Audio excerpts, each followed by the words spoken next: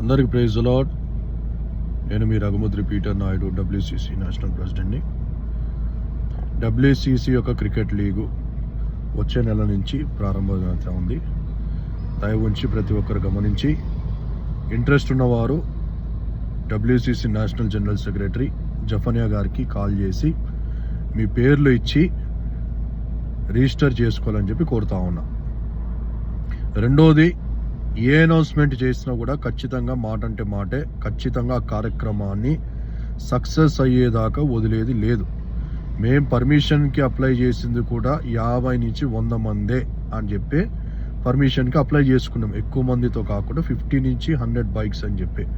అదేవిధంగా 100 బైక్స్ దాకా మాకు ఇవ్వడం జరిగింది. ప్రోగ్రామ్ అనేది గ్రాండ్ సక్సెస్. లాస్ట్ మూమెంట్లో డీజేకి పర్మిషన్ వాళ్ళు ఫస్ట్ ఓకే అన్నట్టుగానే కనబడింది కదా, లాస్ట్ మూమెంట్లో డీజేకి పర్మిషన్ లేదన్నందుకు డీజే అనేది ఆఫ్ చేయడం జరిగింది. రాజ్యాంగ బద్ధముగా పోలీస్ వారికి సహకరిస్తూ, వారిని రెస్పెక్ట్ చేస్తూ, వారికి కూడా ఎక్కడ ఇబ్బంది కలగకుండా మేము ఈ విధంగా ర్యాలీ చేయడం జరిగింది. రెండవ మాట, అందరు అడుగుతూ ఉన్నారు, కవితక్క గారు వస్తున్నారు, బ్యానర్స్ వేసుకున్నారు, మళ్ళీ ఏమైందని చెప్పి. కొంతమందికి, కొంత క్రైస్తవులకి విషయాలు తెలియాలి. మన దాంట్లోనే కొంతమంది ములక్కాయల ముఠ వెన్నుపోటు పొడవడం జరిగింది. అప్పట్లో కేఏ పాల్ గారు మీటింగ్కి ఏ విధంగా అయితే వెన్నుపోటు పొడిచారో, అజయ్ బాబు అభినయ్ దర్శన్ చేస్తున్న మీటింగ్స్కి ఎట్లయితే వెన్నుపోటు పొడిచారో, తర్వాత నేను హరారా కళాభవన్లో మీటింగ్ పెడితే నాకు ఏ విధంగా అయితే వెన్నుపోటు పొడిచారో.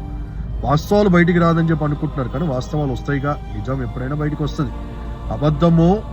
అబద్ధము ఊరంతా చుట్టొచ్చే లోపు నిజం అంట గడప దాటక ముందే అబద్ధం మొత్తము చుట్టొస్తుంది అని చెప్పి లోకంలో సామెత ఉంది. అదేవిధంగా నా మీద కొన్ని అబద్ధ సాక్ష్యాలు ప్రచారము చేసి పోలీస్ డిపార్ట్మెంట్ పైన కమిషనర్ దాకా వెళ్ళి నా మీద ఏదో నేను మత ఘర్షణలు అని చెప్పి రకరకాల రెచ్చగొట్టే మాటలు మాట్లాడుతానని నా మీద చాలా కంప్లైంట్లు పెట్టి మీటింగ్ పర్మిషన్ ఇవ్వాలి. అయినా కూడా SPG చర్చ్లో మనం 5 గంటలకి మీటింగ్ అంటే అదే 5 గంటలకి నేను అనౌన్స్ చేశాను. అప్పటికప్పుడు ఎవరు వస్తారండి? చాలామంది హరారా కళాభవన్ దాకా వెళ్ళి అక్కడ చూసుకొని వెళ్ళిపోయిన వారు ఉన్నారు. నేను 5 గంటలకి మీటింగ్ టైము లొకేషన్ చేంజ్ అని చెప్పి నేను ప్రచారం చేశాను. సరే, ఒక 100 మంది దాకా వచ్చారు. మూడవది, ఇప్పుడు ర్యాలీ పెట్టుకుంటే ఏ రాజకీయ నాయకుడిని నేను పిలవకుండా, రాజకీయాలకు సంబంధం లేకుండా కవితక్క గారు వారు పార్టీ కూడా ఇంకా అనౌన్స్ చేయలేదు, వారు ఇప్పుడు చేయబోతున్నారు. జాగృతి అని ఒక ఆర్గనైజేషన్ నడుపుతా ఉన్నారు కాబట్టి వారిని మేము పిలవాలనుకొని ఒక గెస్ట్గా పిలిచామే తప్ప మిగతా ఉద్దేశం ఏం లేదు. గెస్ట్గా వారిని పిలవడం జరిగింది. వారిని కలిసాము, వస్తామన్నారు, డైరీలో రాసుకున్నారు, రెడ్ కార్పెట్ వేశారు. It was very good.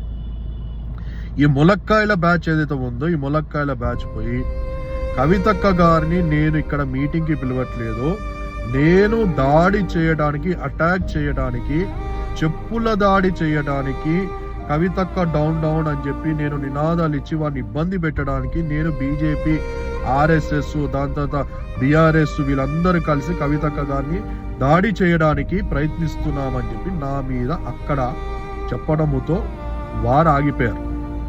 నేను అడుగుతున్నా, వారు భయపడి ఆగిపోయారా లేకుంటే ఇంకే ఆలోచనతో ఆగిపోయారు? కవితక్క గారి మీద దాడి చేసేంత వారు ఇక్కడ ఉన్నారా? సీఎం గారి కుమార్తె, అంత ఆలోచన కూడా లేదా వారికి? ఇంత సీన్ ఉంటుంది. వాళ్ళ యొక్క ఎమ్మెల్యే కూడా ఇక్కడ BRS వ్యక్తి మాధవరం కృష్ణారావు గారు. అంత కామన్ సెన్స్ కూడా లేదా అక్కడ ఉండే వ్యక్తులకు అని చెప్పి నేను అడుగుతా ఉన్నా.